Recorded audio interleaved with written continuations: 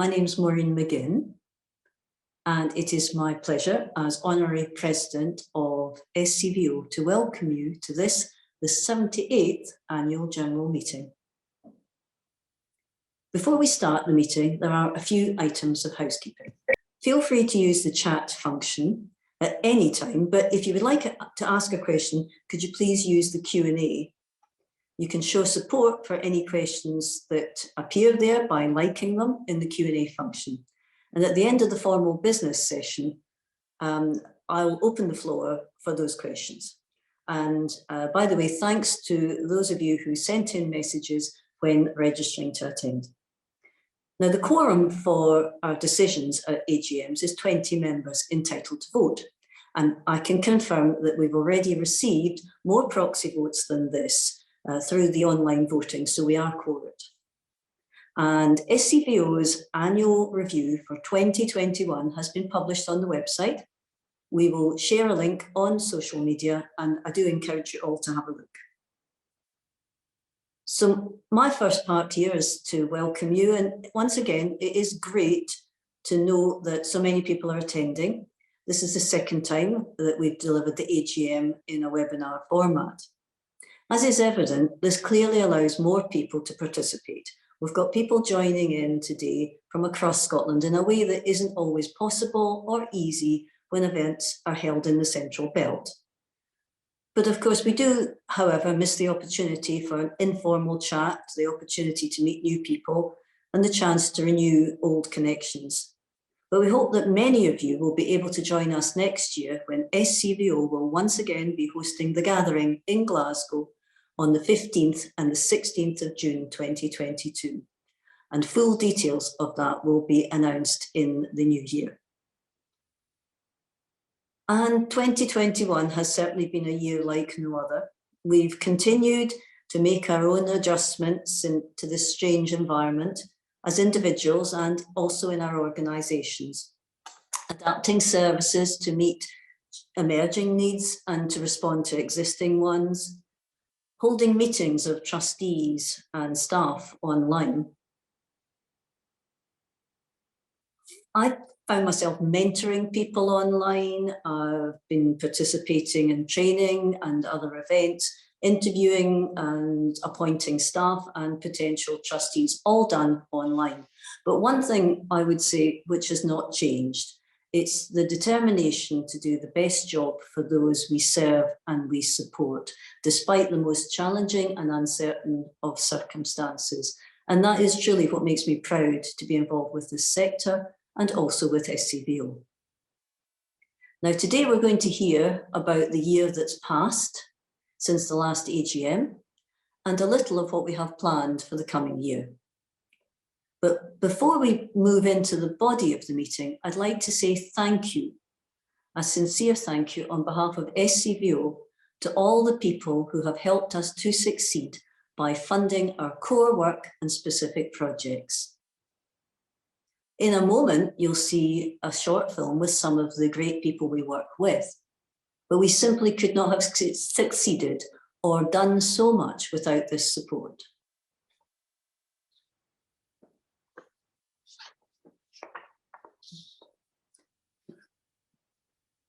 I think we're now due to see a short film.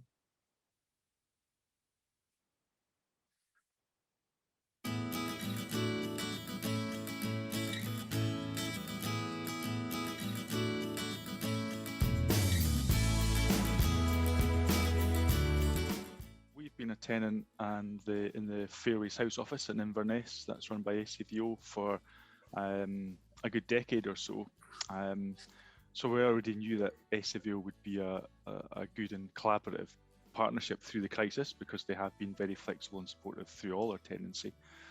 So when we went into lockdown, of course, we couldn't access the building, and as landlords, SCVO reduced our rent, which they didn't have to do, which was very welcome in these times, because of course we couldn't get the full services. And then during the time of planning for returning to the office, the SCVO put in an automated desk booking system, and of course that'll be very helpful with the kind of way organisations like ourselves would expect to use the building in the future. They've also upgraded the ventilation, and of course that took away some of the fears of our staff for moving back.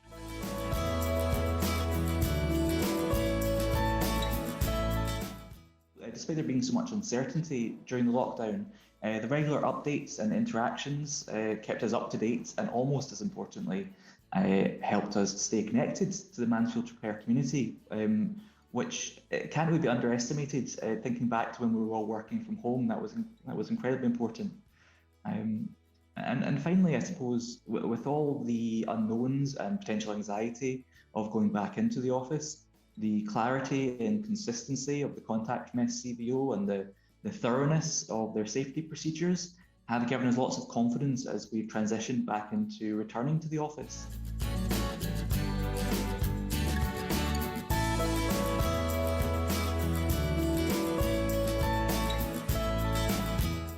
So the main concern I had was that our IT service was out of date and not secure, and that we were using basic file store systems, which wasn't the best way to keep people's data. So they came in and they had a look at what we had. They were incredibly helpful and very, very thorough.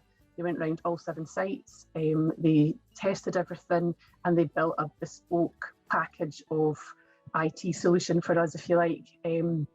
That was the very early part of 2019. It took us a wee while to work out exactly what we need and what we could afford. And so we implemented the IT system, which was SharePoint based. Everyone had new laptops, new desktops, and it was SharePoint based IT system that went live, I think, 3 days before lockdown, which was an absolutely massive bonus because it meant all my staff could transition to work from home really easily. Since then, we've had a couple of office moves. We've got quite an ambitious property strategy, and we've required temporary IT systems put in place in temporary warehouses, and we've required servers to be moved, and that isn't finished. But Ian and Robbie and the rest of the team have been absolutely brilliant at coming out, looking at things and finding the best solution for us.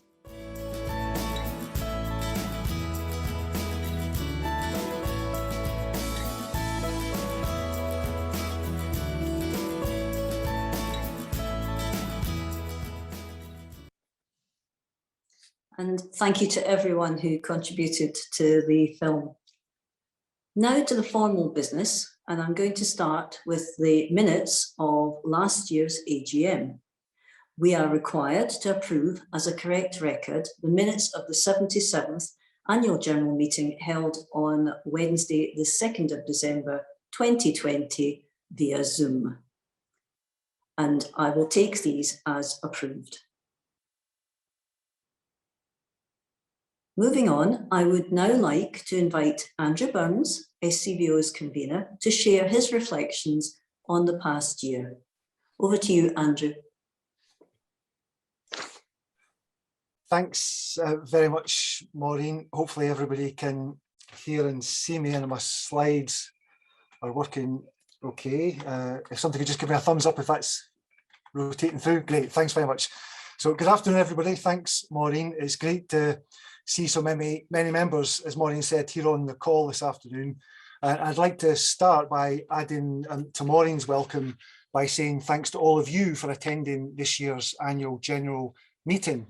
I probably said to you last year that last year was unprecedented, but there was obviously more to come. But despite all that's happened, SCVO, I hope you all have noticed, has been very, very busy delivering for our members and the wider voluntary sector across Scotland. And in the next few minutes, I'll highlight just some of the things that have stood out for me over the last 12 months. But firstly, though, a brief word about SCVO membership. Most of you on the call will be aware that about this time last year, actually, we launched a new simplified membership structure and a package of membership, and that seems to be working, I'm pleased to say, really, really well. And I'm able to report today that our membership, because we had a board meeting just earlier this afternoon, continues to grow. And the formal year that we're reporting back on this afternoon, from the 1st of April 2020 through to the 31st of March 2021, we welcomed 256 new members and 13 new supporters. So I'm delighted to say that in total, we now have some 2,675 members and 76 supporters, and that really is quite a significant increase over recent years. And this year we'll also be modernising our membership criteria, and Anna, our chief executive, will say a few more words about that in a few minutes once I've finished my report. But obviously, one topic that's on this slide has obviously dominated everything this year, not just for SCVO, as Maureen was alluding to. The coronavirus pandemic has been the focal point of many of our lives, if not all of our lives, over the last 12 months. And like many organisations, if not all organisations, SCVO has faced a variety of challenges. And I'll just mention a few specifics. We've had to transform, like everybody else, how we've worked. We had to do that really rapidly to 100% remote working extremely quickly, whilst continuing to support our staff's well-being at a time of what was frankly high anxiety and new circumstances for everyone. And we had to do that, as I've said, extremely rapidly. We had to close all our offices. You saw some of that referenced in the video that we just watched a few moments ago for our tenants, and we had to try and help make that as manageable as possible for them as some of our key partners. We also had to cope with a huge surge in demand for our services, particularly around digital support for the sector and handling furlough for our payroll clients and managing crisis grants. And we also had to transform our delivery models for frankly everything that we do, including events and our training offer. And all the while, we continue to deliver our core purpose and activities. And additionally, we've also developed some new things which related directly to COVID, like the Coronavirus Information Hub and the funding platform, the Never More Needed campaign, and coordinating the Connecting Scotland programme. And over the course of the year, you can see some figures on the slide here, we've had 850,000, so not that far off 1 million visits to the Information Hub. Over 5,000 people participated in our training and webinars, and our magazine, Third Force News, has had to go digital through the year as well. On funding, we've had to revamp the Funding Scotland portal to make it easier to use and to search. Our coronavirus funding hub, which I mentioned a second ago, provided the vehicle for distributing some £50 million of the Wellbeing Fund, and also some £45 million of the Communities and Third Sector Recovery Programme. And none of this would have been possible, it wouldn't have happened without really excellent partnership working with independent funders, third sector interfaces, the TSIs all across Scotland, and the Scottish Government as well. And on the Never More Needed campaign, which I touched on a second ago, this campaign, which hopefully many of you will be familiar with, has highlighted the contribution that voluntary sector organisations make every single day to people's lives right across Scotland in all sorts of different ways, as well as getting a lot of traction on social media, receiving, believe it or not, some 1.5 million Twitter impressions, really quite impressive traction on social media.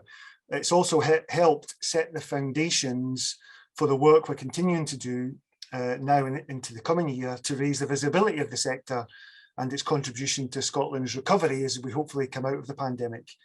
And there is a short film on SCVO's website, which I would highly recommend to everybody if you haven't already seen it, that captures the spirit of the sector really well under the theme of Never More Needed. On digital, I've touched on as well, SCVO has been building, as you hopefully know, the digital capacity of the sector for many, many years now. And in the last year and a half in particular, obviously, we've understandably seen that need to expand the sector's digital capacity dramatically. The need for it has expanded very, very dramatically. Our digital checkups, cyber security awareness, our check-in webinars and our digital leaders programme have all seen a truly massive take-up in the last 18 months. And we've also increased our work on digital inclusion, primarily through the Connecting Scotland programme, which we're coordinating. And that's needed, as I've touched on already, a really strong partnership again across and amongst local and national voluntary organisations, Scottish and local government and the private sector, all of which has supported a very impressive 40,000 households with devices, connectivity and skills. And that programme of digital outreach continues to grow as we speak this afternoon.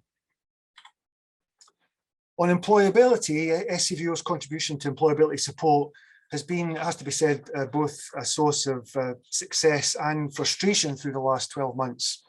Community Jobs Scotland created its 10,000th, that's 10,000th job during this year. And that success was recognised in a debate in the Scottish Parliament. And we've been helping to deliver the UK government's Kickstart programme also.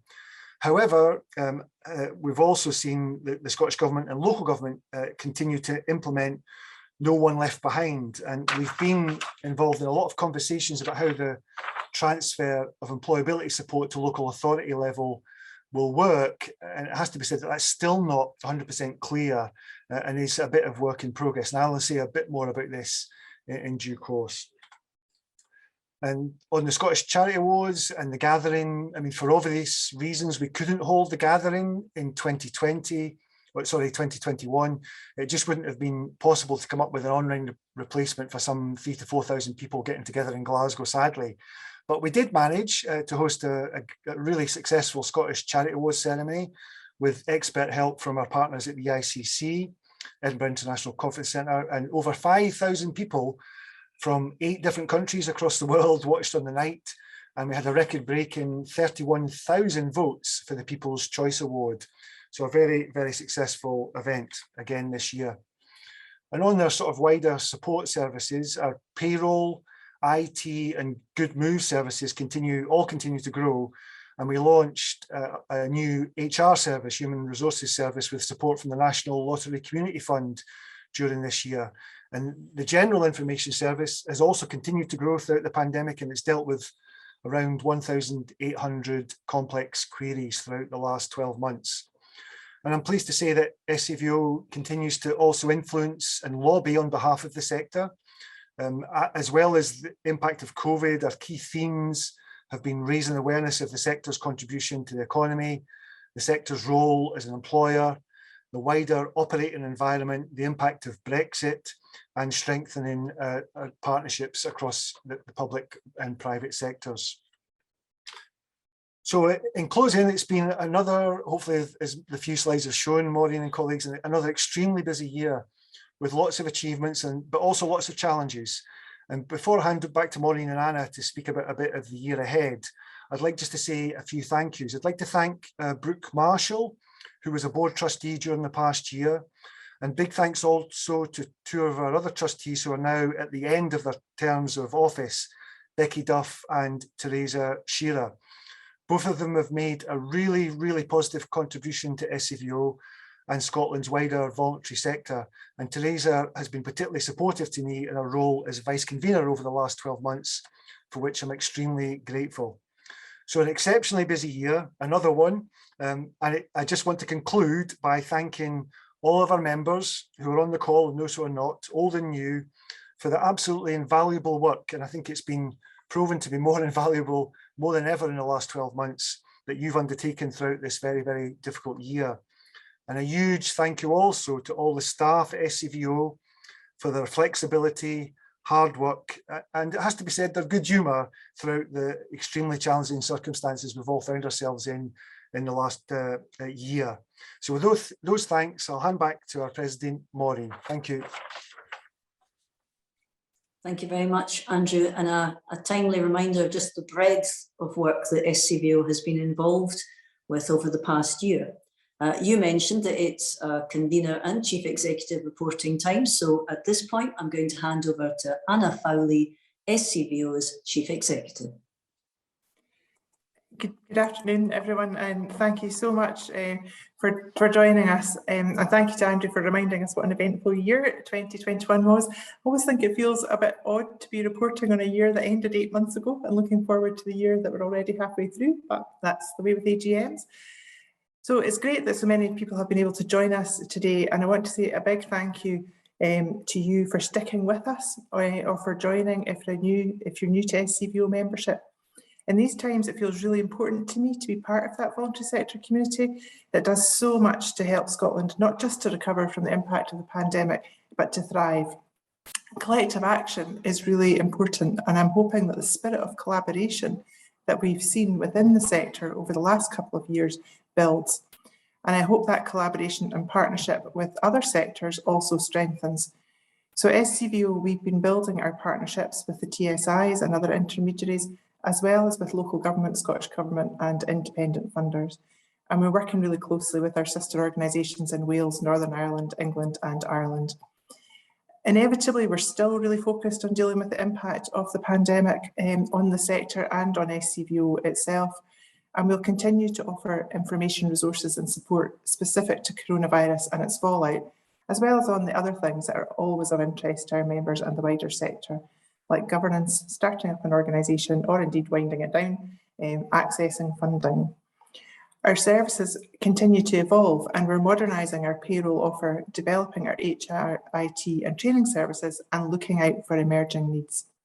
And this afternoon, as Andrew alluded to, the board agreed to update our membership criteria, but rather than go into that now, you'll hear more about that very soon.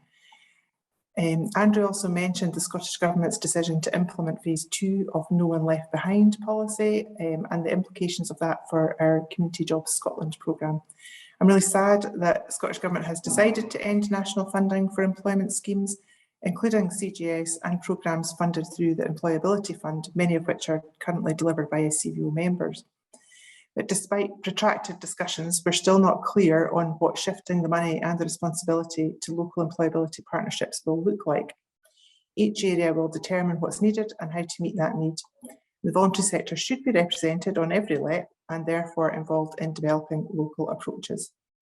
The Scottish Government ministers have said that 25% of funding going to local authorities should be spent on creating jobs in the voluntary sector. So if you want to find out more about how that works in your area, you should contact the employability lead at the council or the TSI. And meanwhile, we're building our relationships with various local authorities, one example being a new joint project with Highland Council, the Highland TSI, funded by the UK Government's Community Renewal Fund. And funding continues to be, the funding environment as a whole continues to be a significant issue for the sector. But we're working on that across a number of fronts, with one priority being trying to get some progress on multi-year funding, now also flagged up by parliamentary committees and the Auditor General. And the Third Sector Tracker Research Partnership is looking at the impact of the pandemic, and funding looms large, as you might imagine. We keep hearing that lessons need to be learned from the pandemic, and surely the message about financial fragility of the sector must be one of the most pressing areas to be addressed. Another pressing issue, of course, is climate change and the environment, and we're working with partners to develop resources and information to keep organisations, to help organisations for whom the environment isn't their core business, to adapt, to raise awareness of the small steps we can all take to make a difference. As Andrew mentioned, we've been working on digital capacity building and digital inclusion for a long time now, and that just continues to grow. Coordinating the Connecting Scotland programme has at times felt all-consuming for some of my colleagues, but it has been really successful and we don't expect it to stop anytime soon. Charities and community groups are making a huge difference locally on digital inclusion, and we're really proud to work alongside them. Another priority for us as a sector, as an employer, what are the challenges of the Fair Work agenda?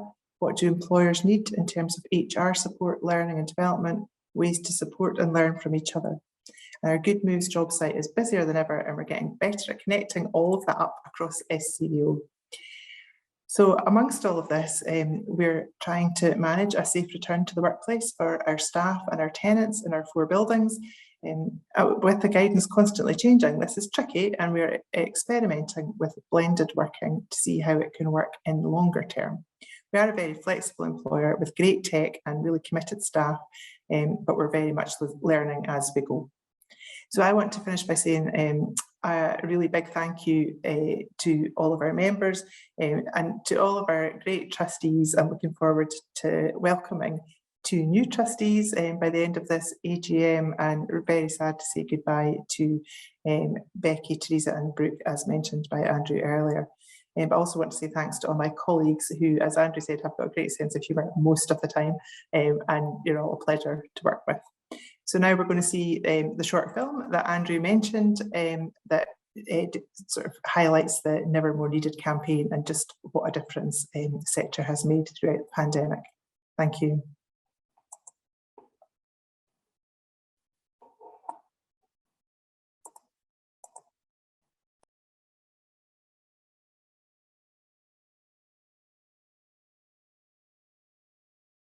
When I was furloughed, I started volunteering for Home Start. I support a great young single mum, but lockdown's tough when you're stuck inside with 2 kids. I just try to help her and make life a little bit easier.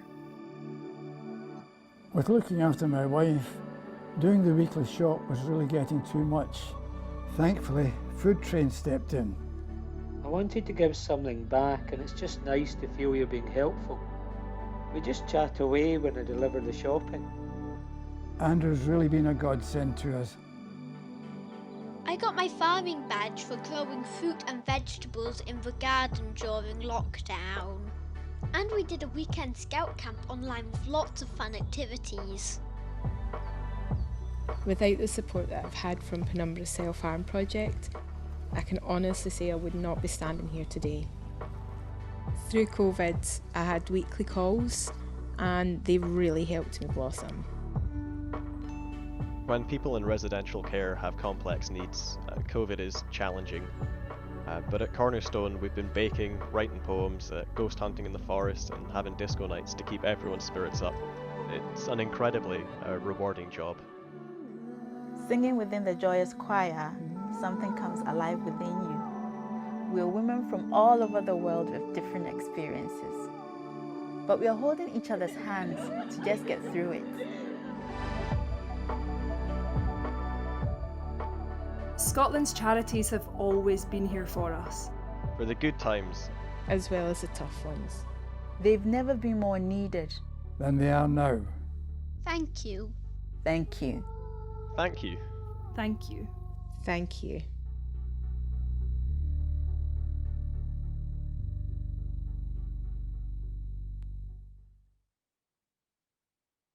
Thank you, Anna, for your remarks, and thank you also for showing that lovely film. The next business item on the agenda is the Treasurer's Report. And so at this point, I would like to invite Fiona Gillespie to share the financial report from the last year. Thank you, Maureen. Likewise, I hope everybody can hear me. I'm sure I've pressed the right buttons, but I haven't. I'm sure somebody will pop into the chat and let me know. That would be appreciated.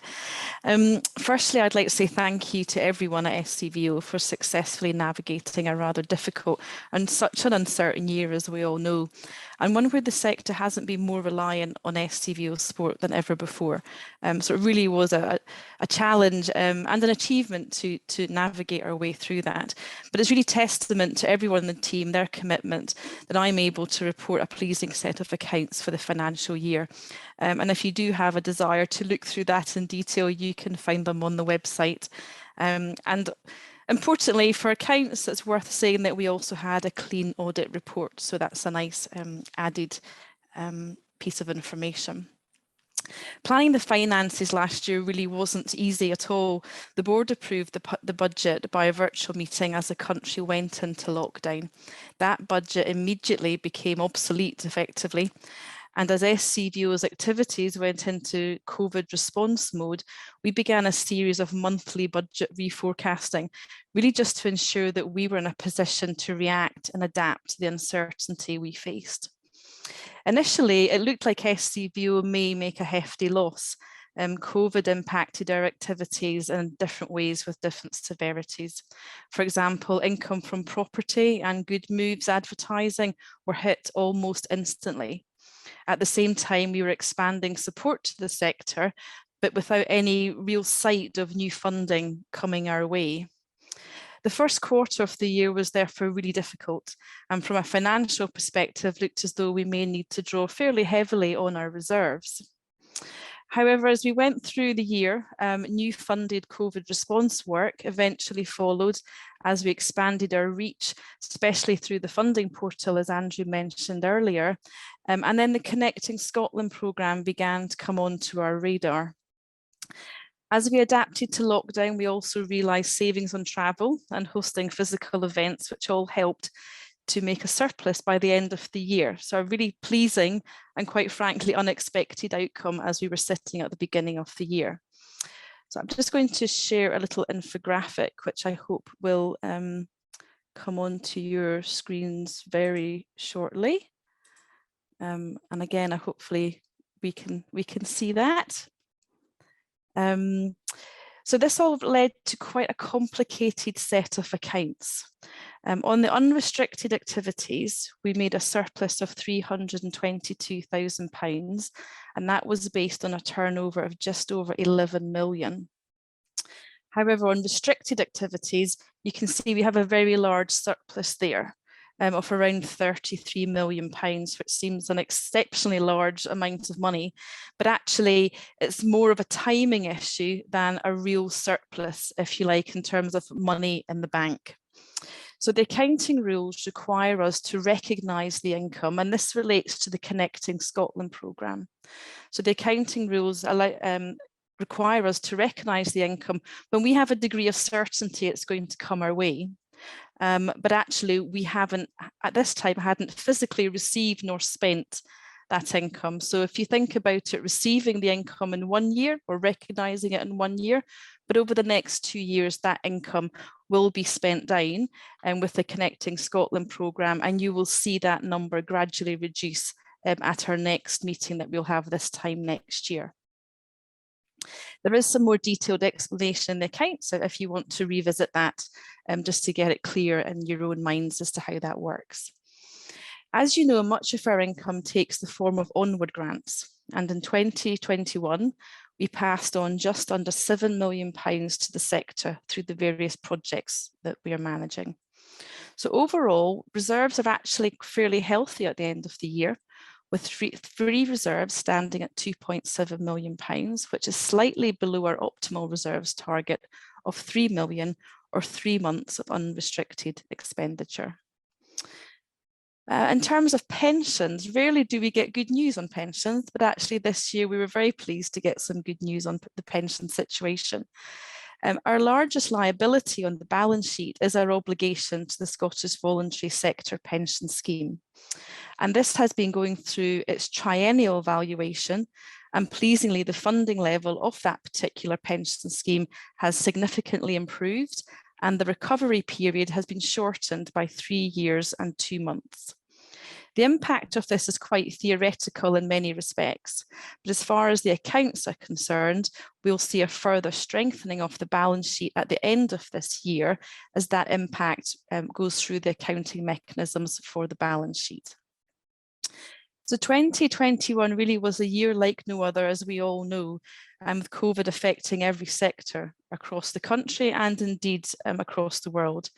Healthy reserves, though, afforded us the resilience to continue and rise to the challenge and take the opportunities which were presented in the pandemic, supporting the sector throughout this most difficult year.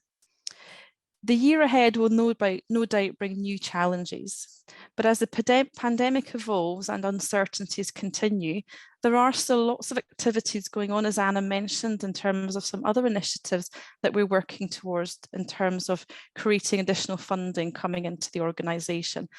And so I, for one, am quite comfortable and quite reassured that SCVO is in a good place, and I'm sure will rise to the occasion despite the challenges that we're going to have, no doubt, in the coming 12 months.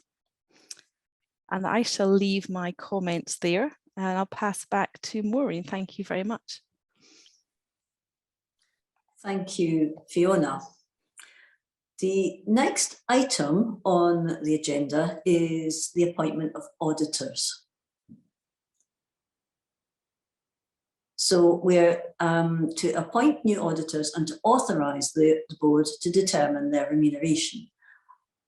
Having used Scott Moncrieff for the last 6 years, SCVO tendered its external statutory audit and earlier this year.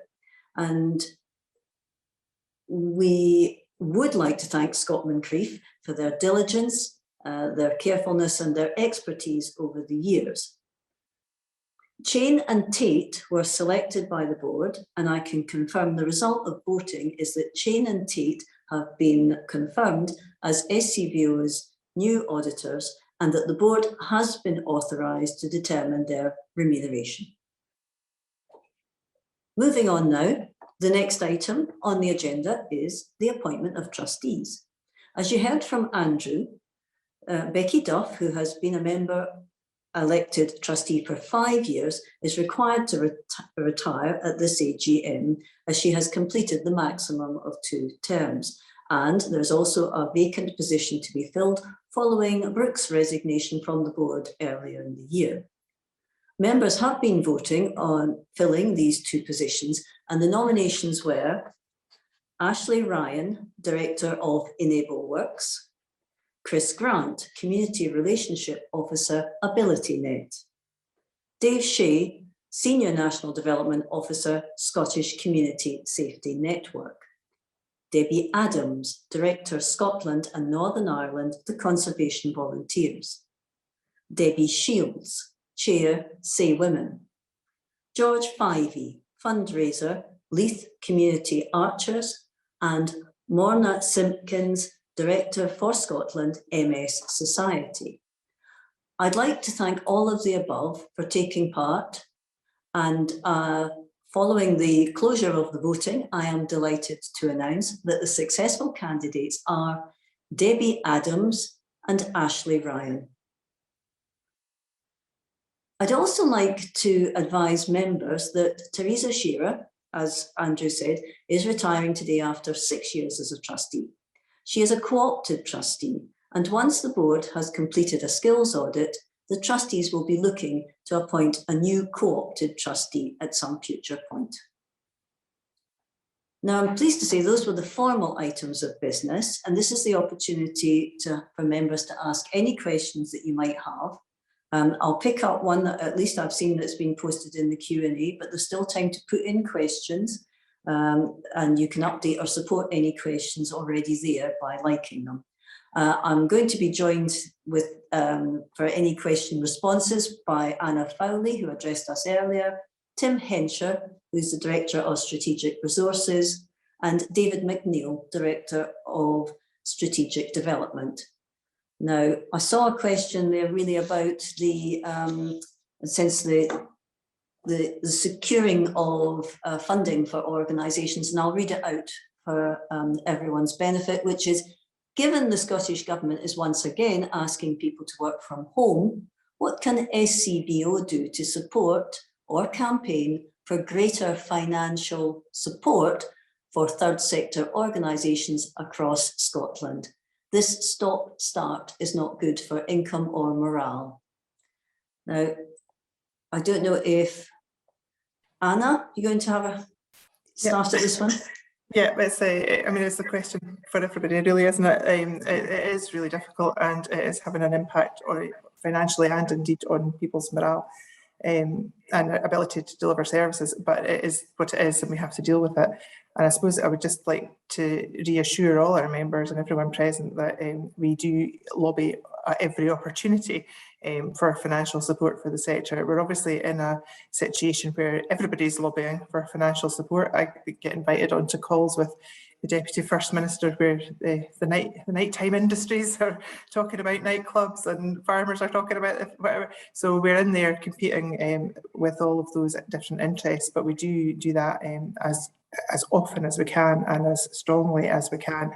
We're also doing a lot of lobbying work to try and change things in the longer term in terms of sustainability of funding for the sector. And so I think the messages are being heard at the moment, but it is quite, it's difficult because it's a very competitive environment, but we are doing our very best on that. Can I ask Anna, actually following on from that, I know that you've been doing work with the funding community, those independent trust foundations, people like the National Lottery Community Fund. Is there anything coming out of that about people's awareness of the need for longer term funding?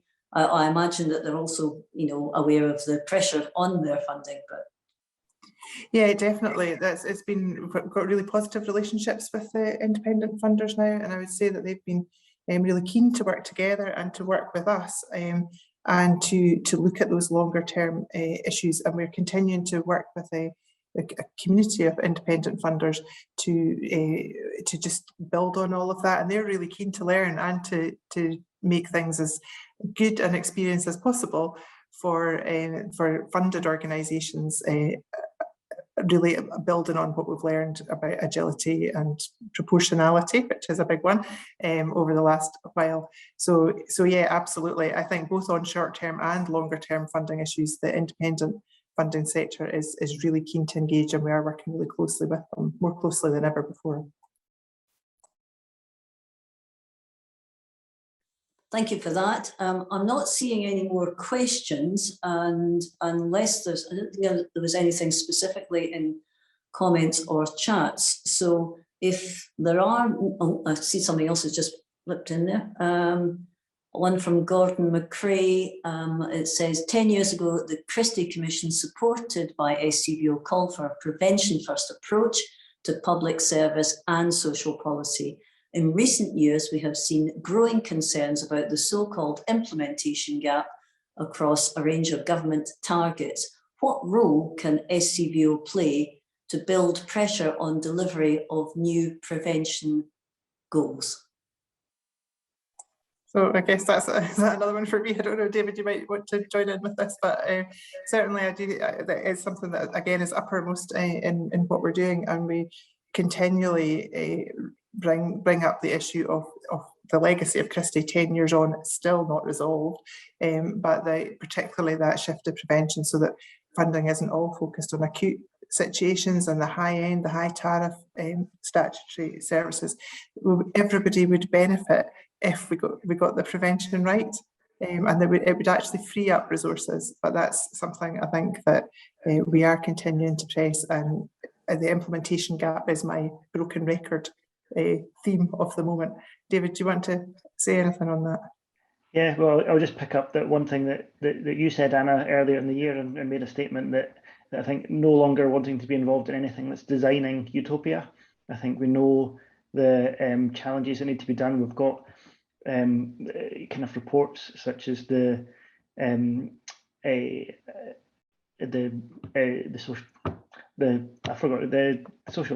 Social Renewal Advisory Board. That one, the Social Renewal Advisory Board, and all the kind of policies and strategies that have been set years ago. The policy and strategies are right. We know what the problems are, and it's about the delivery of what's already been set out, even pre-pandemic. I think with the Social Renewal Advisory Board, there wasn't a lot of new things. It was about actually just delivering on the commitments that have already been made. So that's a big focus in everything that we will see going forward.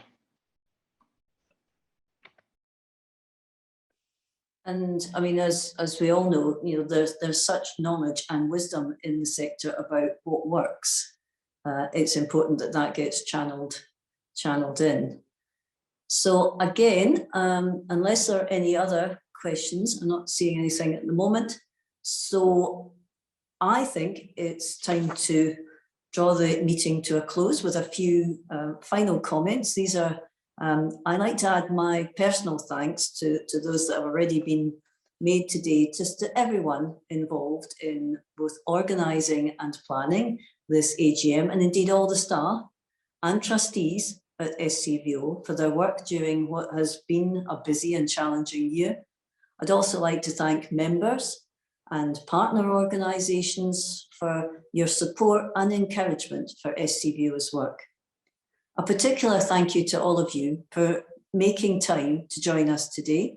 It's great to know and see that members from across the country are here, and I look forward to the opportunity to meet more in person in the new year, and in particular the 2022 gathering. In the meantime, my best wishes for the coming holidays and New Year 2022. And on that note, we bring the 78th SCVO Annual General Meeting to a close.